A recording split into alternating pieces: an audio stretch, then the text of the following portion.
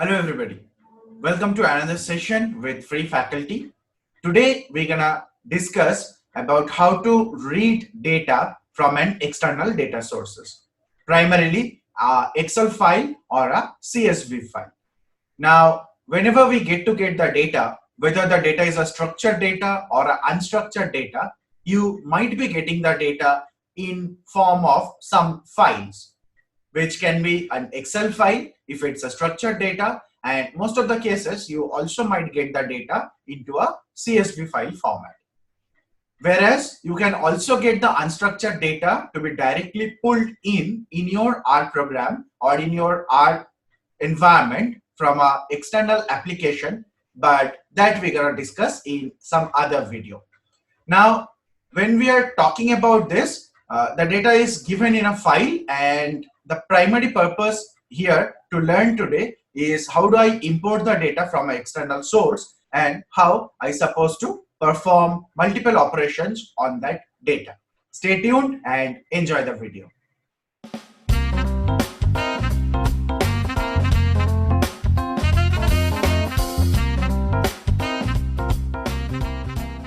So let us try to see how we have to bring some data which is externally available in some form like a Excel file or a .csv file into the R window or into the R workspace. So to load the external data,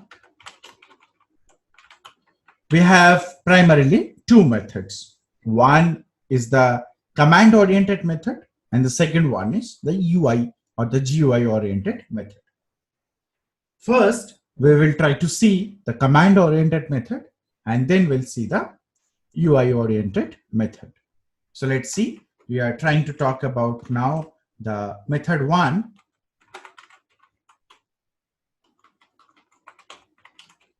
For Excel or XLS file. To perform or to load any Excel data, we will be needing one package which is called read Excel. If at all that package is already installed, that's fine. Otherwise, we're going to use the installed package method, install.package method to install the package. And the name of the package, once again, is called read Excel. Once the package has been installed, once I execute this particular command, the package will be installed in my local workspace, in my local computer. And then I supposed to load that into the same workspace environment what we have. For that, we're going to use one more method called library method. And once again, inside that, I use something called read Excel. So let us get read Excel executed, loaded into the workspace, and then we'll try to see what is the file we wanted to understand. Now, at the bottom of the screen, once again, as we remember, we have two options. One is console and terminal. The terminal is used to execute all the Windows commands.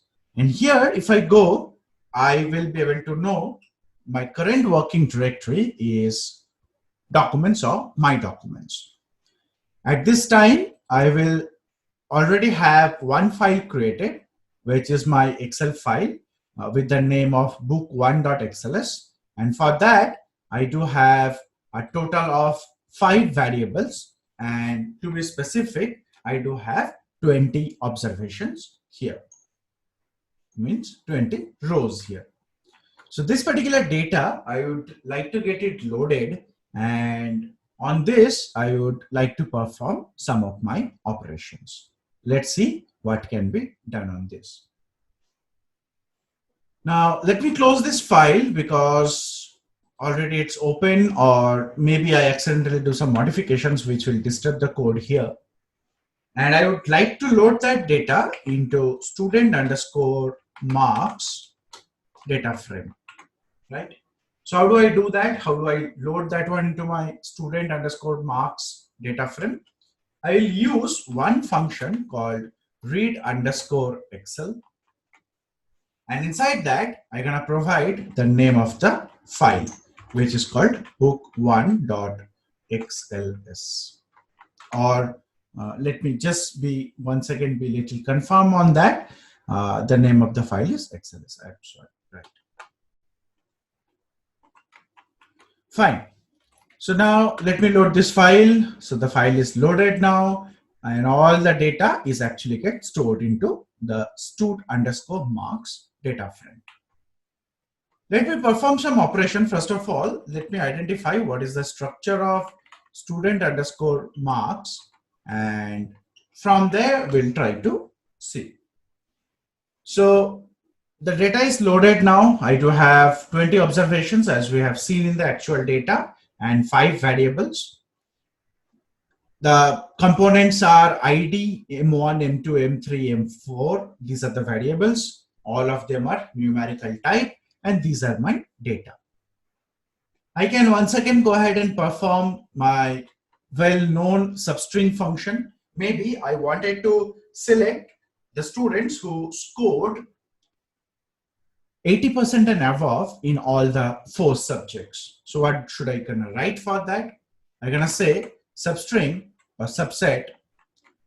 I'll be performing the subset on student_marks, and I don't want all the data. I just want their IDs, and then I'm gonna again go ahead and use the subset phrase to put the condition forward. And here my condition will be once again student_marks $M1, which is greater than say 80. And I will be needing the similar things for all the other subjects as well. I'll be getting the marks 2 also for the same purpose. I will also get the third subject M3, which also supposed to be more than 80%. And I should also have the fourth subject. They are also the students supposed to score more than 80% or more than 80 marks. So once this has been done, I can go ahead and execute this command to figure out that which 2 students are actually having scores more than this specified range. So they are all above 80%. I can also do, instead of a row-based operation, I can also do some column-based operations here.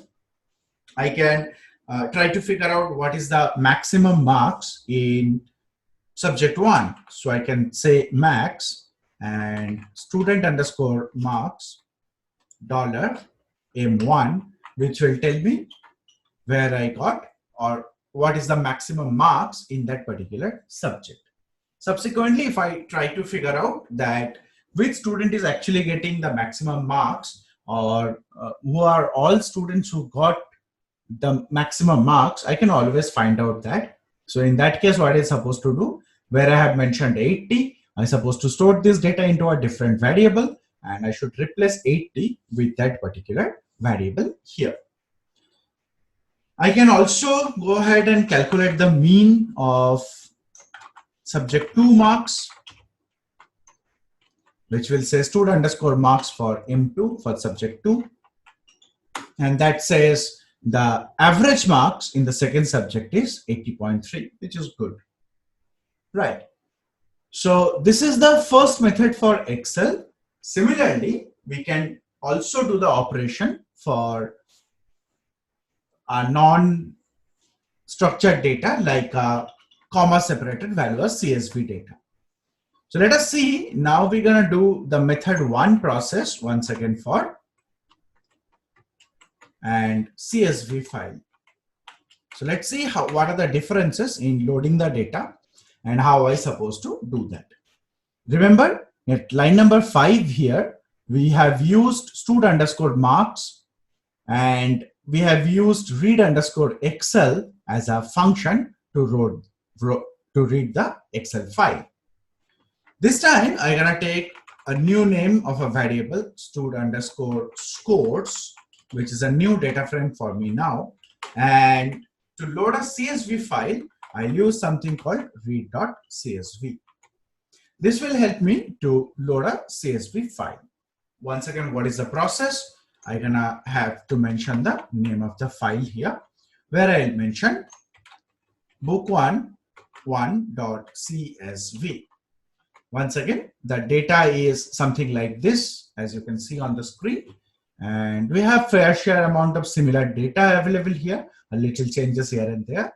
But here it's the intention is just to understand whether this works fine or not. So again, I'll close this file to avoid some unnecessary writing on the data or to remove the locks from the data, and then I'll get it executed. Again, once again, if I have to inquire the data, similarly, I'll go as structure and I'll say stud_scores as my second data frame. I'll be getting the similar amount of information here.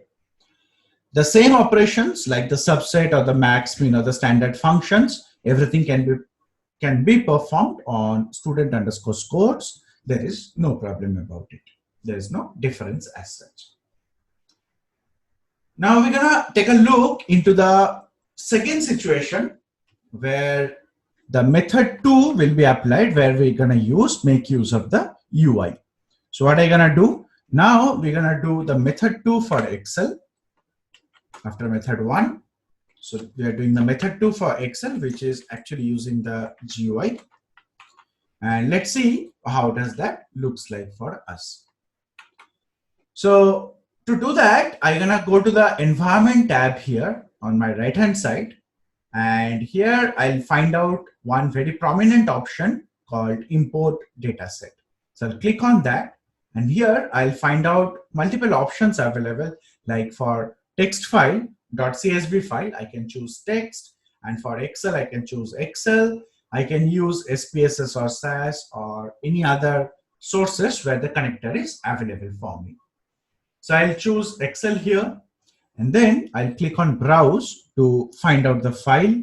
The name of the file is book1.csv. I'm opening that. So the book1.xls file is loaded, and this is how the data is actually looking like here. They'll get a first 50 entries or first 50 observations to be displayed here. Now, what I'm gonna do is I can change the name of the data frame where it's supposed to be loaded. So I'm calling it as stud_new marks. And I can also define from which sheet I want it to take. If at all I have more than one sheet, I can mention that particular sheet, and only from that sheet the data will be loaded. I can also define a range, because if I don't want the complete data, maybe I want the first 3 observations and only first 3 variables, then I'll be technically taking the data only from this part. So that can be controlled here. I can also define how much maximum number of rows I wanted to import. I can define which all number of elements I wanted to skip. And if at all I do have a missing value here, how I wanted to replace the missing value. I can also give a static missing value replacer for this.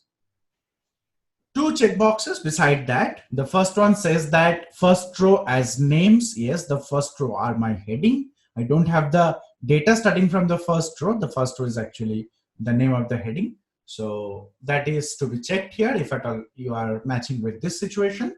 And then once the import is completed, I wanted to open the data viewer inside RStudio to see the data. This is not recommended for a very large amount of data because that will significantly slow down the process, and maybe you wanted to avoid that. But as this is only 20 observations, I wanted to have this data opened here, and let's see what can be done. So now, once everything is set up, I'm gonna click on import, and I'm gonna see stud_new marks is opened in the data explorer. I can do multiple options here. I can create some filters. I can show the data in a popped out window outside this R, and obviously I can do some update operations also. Now this time I can go ahead and try to just check the structure for the newly created data frame, which is called stud_new marks, and then I'll see the data has been loaded there, and the structure is exactly the same how the data is available in the window. Similarly, for .csv file also, you will be able to do the similar operation. You have to go to import and you have to select the text option to load a .csv file.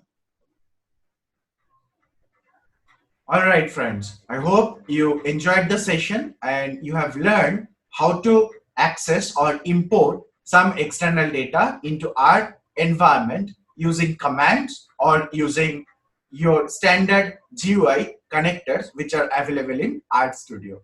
Hope both the methods are useful to you and there is no significant correlation to say that which one is actually better.